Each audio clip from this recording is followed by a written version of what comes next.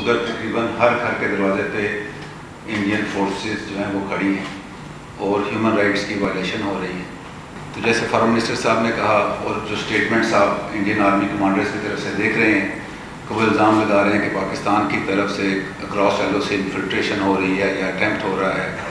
या कुछ false flag operations Pulwama की तरह वो कर सकते हैं और उसको बुनियाद बनाकर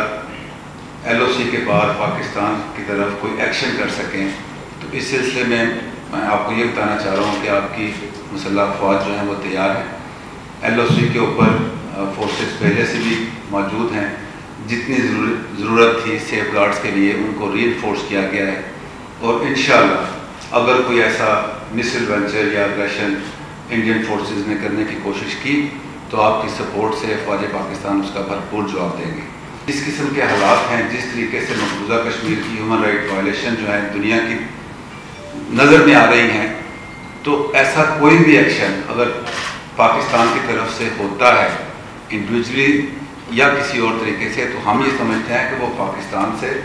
और कश्मीर कौज से गद्दारी होगी। पाकिस्तान किसी भी सूरत ये अफोर्ड नहीं कर सकता कि कोई एक ऐसा इवेंट हो कि जिसकी वजह से पाकिस्तान का जो मोटिव है, जो कश्मीर कॉज है, उसको नुकसान हो।